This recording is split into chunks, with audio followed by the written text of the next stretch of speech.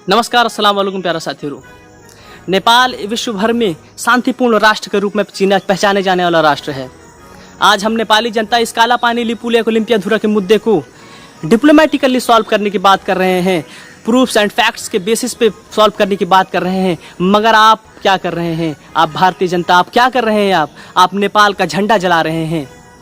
आज जब भारतीय सेना जब नेपाल की भूमि पे काला पानी में जब अपना कैंप बनाई हुई थी, तो नेपाली जनता ने आपका झंडा नहीं जलाया था।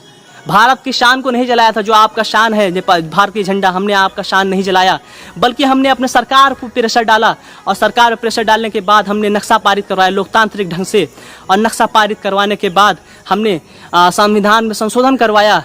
हमने आपका झंडा नहीं जलाया। ऐसी नीच हरकत हमने नहीं की।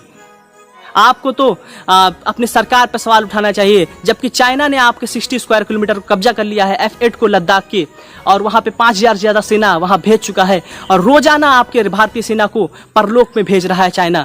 मगर आप क्या कर रहे हैं? आप सरकार पे सवाल नहीं उठा रहे हैं, आपकी हिम्मत नहीं हो रही सरकार पे सवाल उठाने की। और आप क्या कर रहे हैं? आप नेपाल का झंडा जला रहे हैं। आप ऐसी नीच हरकत कर रहे हैं। याद रखिए कि नेपाल की झंडे में सूरज और चांद का निशान बना हुआ है, जिसका मतलब है कि जब तक सूरज चांद रहेगा तब तक नेपाल का आन बान और शान रहेगा। आपको अगर नेपाल की शान मिटानी है, आन मिटानी है, तो आपको उस सूरज को, उस चांद को मिटाना होगा, जो कि नामुमकिन है। इसीलिए ऐसा बच्चे वाला हरकत करना बंद कीजिए, ऐसे बेवकूफ़ों वाली हरकत करना बंद कीजिए। Grow up India, grow up. Bharatiya Janata, आप क्या कर रहे हैं? हमारा और नेपाल का, इंडिया और नेपाल का जो रिश्ता है, वो सांस्कृतिक रिश्ता भी है। आप इसको मत भूलिए। राम जी का जो ससुराल है वो नेपाल में है, सीता जी का जन्मभूमि नेपाल में है, गौतम बुद्ध जी का जन्मभूमि नेपाल में है, अली हजवेरिया रहमतुल्लाह अलैह, ख्वाजा गरीब नवाज रहमतुल्लाह अलैह, ये सारी सांस्कृतिक जो कड़ियाँ है वो सब हमें जोड़े रखे हैं। आज इस मुद्दे को हमें डिप्लोमेटिकली बातचीत करके हमें सॉल्व करना चाहिए। मगर आप क्या कर रहे हैं? आप झंडा जला रहे हैं। आपको शर्म आनी चाहिए। आप किसी के शान को आप जला रहे हैं। याद रखिए कि आप नेपाल को कभी भी मिटा नहीं सकते हैं, नेपाल की शान को आप गिरा नहीं सकते हैं। यही कोशिश आज से 200 साल पहले 1814 में यही हरकत ब्रिटिश इंडिया कंपनी ने भी करने की कोशिश की थी।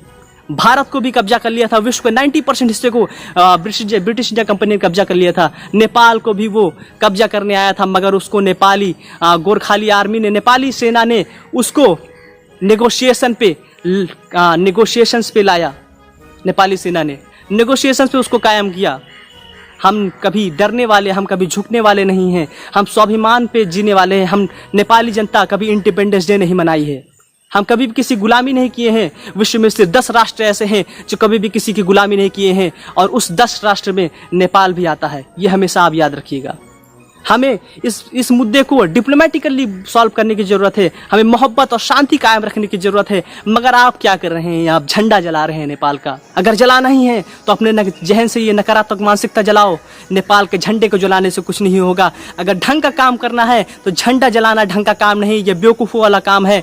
अगर काम करना है तो सरकार पर सवाल उठाओ, अपनी सरकार पर सवाल उठाओ, और उनसे पूछो कि क्यों वो हिम्मत नहीं कर रहे हैं नेपाल की सरकार से बात करने का, क्यों वो डिप्लोमेटिकली बात नहीं कर रहे हैं, क्यों वो प्रधानमंत्री लेवल का, सेक्रेटरी लेवल का वो बातचीत का, वार्तालाप का वो क्रम आगे नहीं बढ़ा रहे हैं। इस बात पे सवाल उठाओ। Grow up India, grow up. जय मातृभूमि नेपाल।